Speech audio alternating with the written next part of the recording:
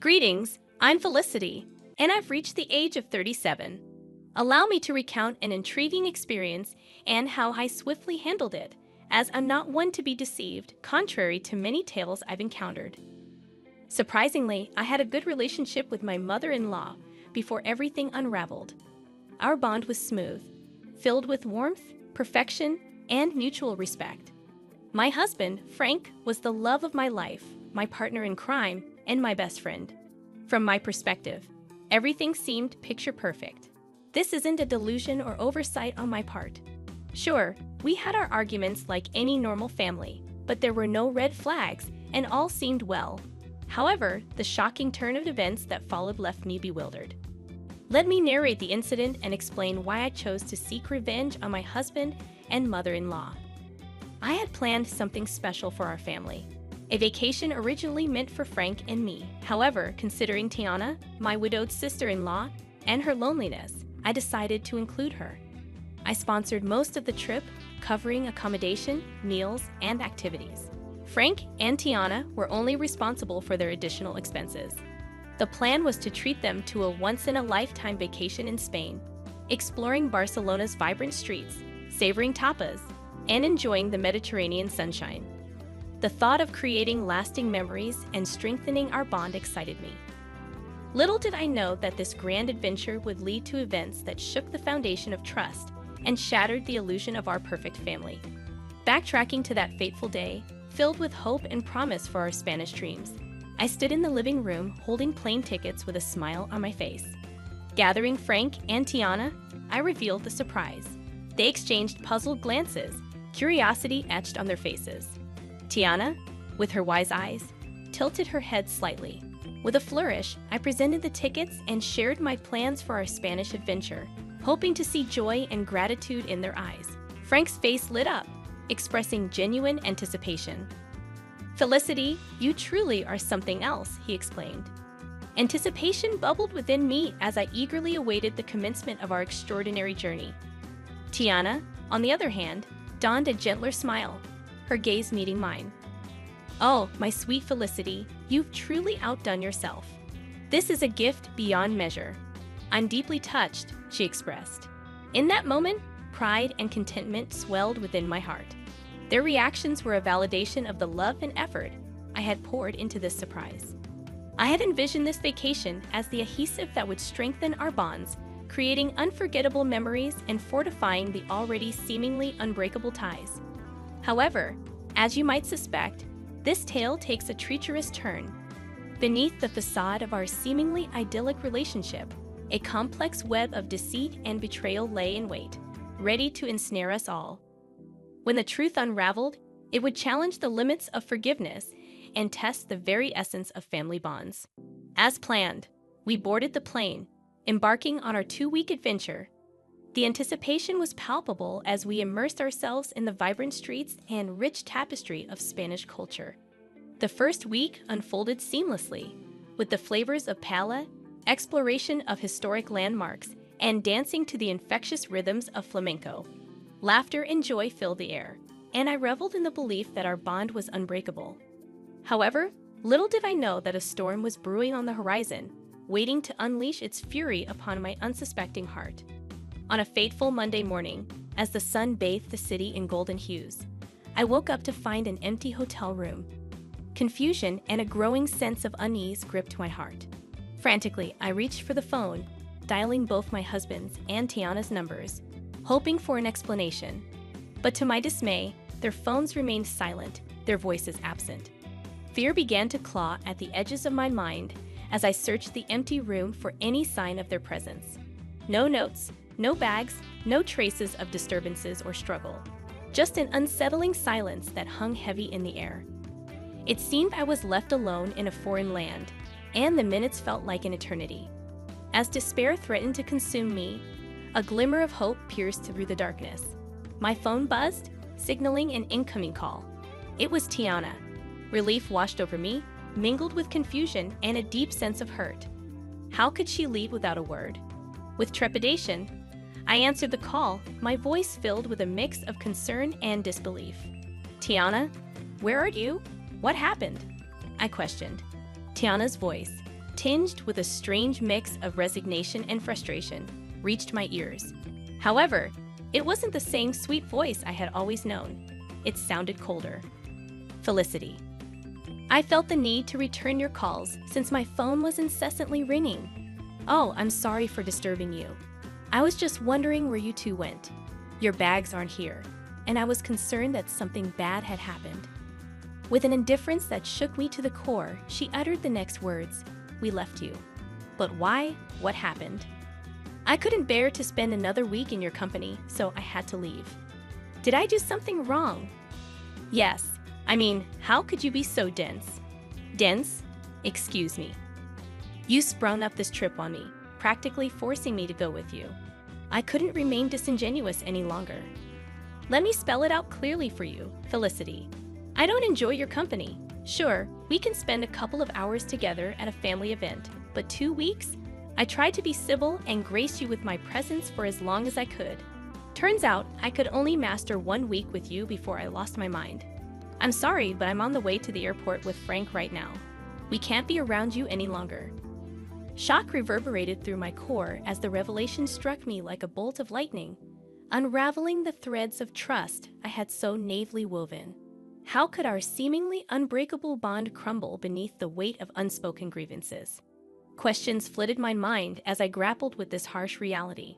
What had I done wrong? What exactly did I do to deserve such harshness?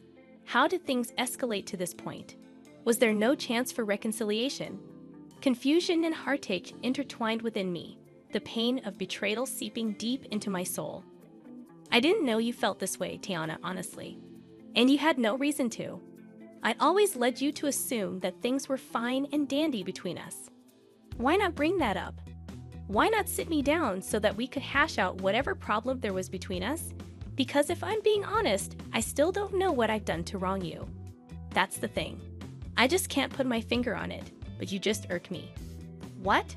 That's the most childish thing I've ever heard. You can't stand me just because of some inexplicable irk? Grow up, Tiana. I thought I offended you or something, but I didn't do anything wrong, right? Not necessarily, but it doesn't matter. What matters is how I feel about you, and I feel that you're annoying, and I just can't stand being around you. If that's the case, then why did you say yes to coming with us on this trip? Because it was a free trip to Spain. No one is gonna turn down that opportunity. But as the days went by, I grew more and more tired of your antics. What antics, Tiana? What did I do that was so bad that you decided to leave me all alone in a foreign country? She failed to answer, and I grew more impatient with this impromptu disdain coming out of nowhere. I was shocked, hurt, confused, and angry. But most of all, I was just sad. I had to inquire about my beloved husband and what he had to say in all of this. Let me speak to Frank, casually and easily. Tiana passed the phone on to Frank. Assuming someone, likely Frank, was eavesdropping on the entire conversation, he responded with the same indifference and coldness as his mother. Hello. Really, Frank? You decided to leave me too. I didn't leave you because I don't like you. I left because my mom needed me to take her home. So you knew about all of this? How long have you known about your mother's apparent hatred towards me? For some time now. I was hoping this trip would bring her closer to you, but I was wrong. Okay, but what I'm failing to understand is why none of you approached me about this. We're all adults, meaning if there's an issue, we solve it. It's not like we haven't had arguments in the past. We sat down and solved those arguments. What's different about this time? Frank failed to answer, mirroring his mother's earlier silence. The only thing I can safely conclude about this entire stupid debacle is that your mother hates me for a silly reason, which she knows isn't valid. Maybe she's jealous of me or something. Maybe I have something she can't have, and she knows she can't speak up about it without sounding foolish. So she's beating around the bush. Am I correct in assuming that? Their resounding silence affirmed my assumption. Well, I can say that I'm honestly shocked. I didn't know that you two felt this way about me. I hope you have a safe flight back home. I cut the call, pacing around the hotel room, still trying to understand the issue. As I contemplated whether I deserved this treatment, I realized that 47 years on this planet had taught me that sometimes people hate for no apparent reason, driven by jealousy or bitterness. It's not uncommon, but the last people I expected this behavior from were my own family. After sobbing for some time, I had an epiphany, taking me back to the moment when I decided to take control of my destiny and seek vengeance against those who wronged me without cause. It was a pivotal moment that would forever change the course of my life. Wiping away my tears, a newfound determination welled up within me.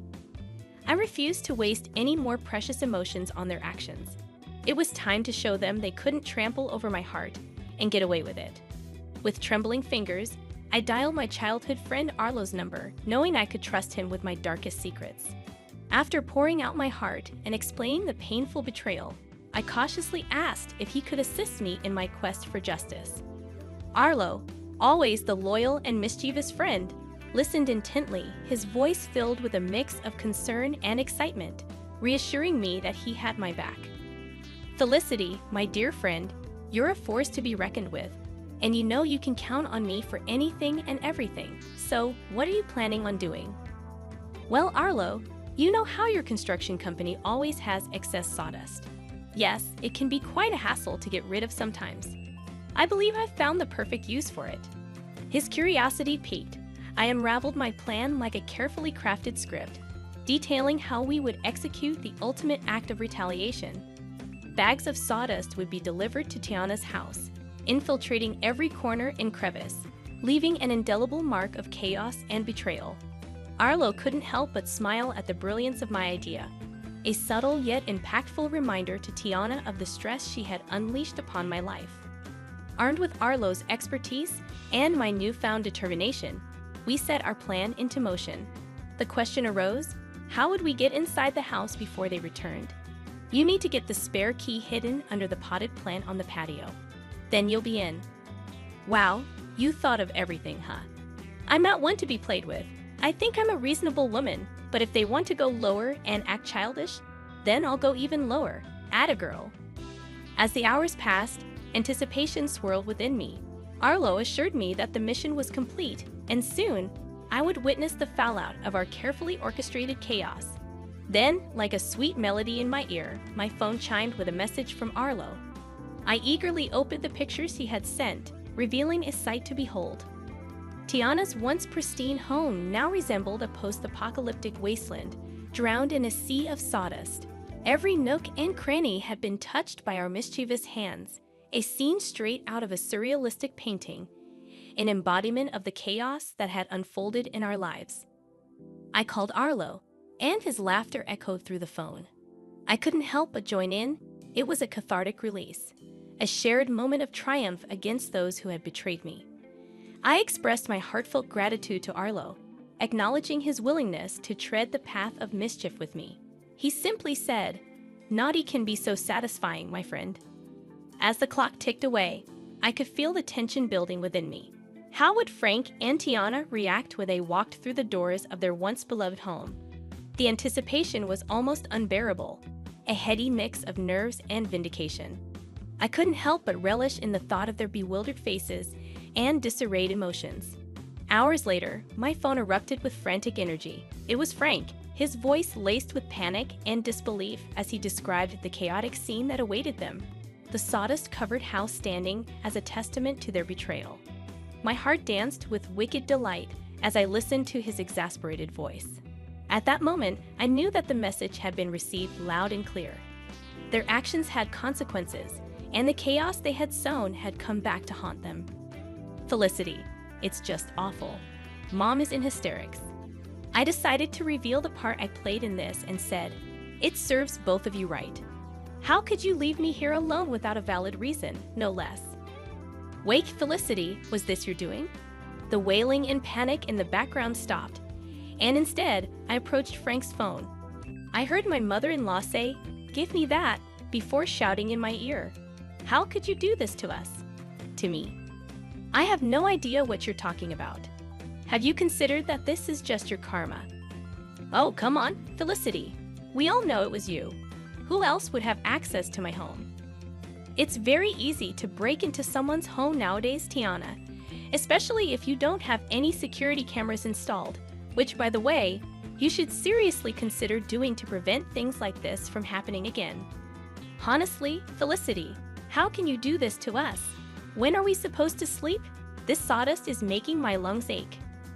Oh, that's right. You probably forgot to get the keys to my house, huh? Well, that's a shame. I'm guessing you two are going to have to stay in yet another hotel. But for how long? Until I decide to come back from my vacation, I guess. I mean, I paid for 2 weeks after all, and who knows, I might feel greedy and decide to extend my stay. Frank then took the phone from Tiana, and she began to bawl once again, mourning her ruined furniture. Felicity, this was foul. How could you do this? I don't know why you're assuming that I had anything to do with this. I mean, how could I? I'm currently relaxing in the hotel jacuzzi. How could I have done this? I held back my laughter as the two of them were clearly confused as to what had happened, even though they suspected I had something to do with it, which I obviously did. But they didn't have any solid proof, so I basked in all the glory of knowing that they were frustrated but had nowhere to direct their anger. As I bid Frank farewell on the phone, a sense of contentment washed over me. I had taken control of my narrative, leaving them to grapple with the consequences of their actions. I know what I did was quite foul and even quite dangerous considering how old Tiana is. I mean, spending even a night in that house could lead to serious health consequences. But I knew that they wouldn't dare to dream of staying there. It was too sabotaged to be habitable. They just had to rely on staying in a hotel for a little bit longer because I didn't want my money to go to waste. I stayed that extra week in Spain, enjoying the culture as I intended, while my husband and my mother-in-law were undoubtedly worried, trying to find a cleaning company that would take on such a daunting task. I didn't know how long it would take to get the house professionally cleaned, but I knew that in the meantime, my mother-in-law would have to stay with us in my home. And I knew that she would just be irritated the whole time since she apparently can't stand my company. This should serve as a reminder to some of you that some people need to learn the hard way. And if it just so happens that you can dish out your own justice, then by all means, go ahead and do it, and really give people something to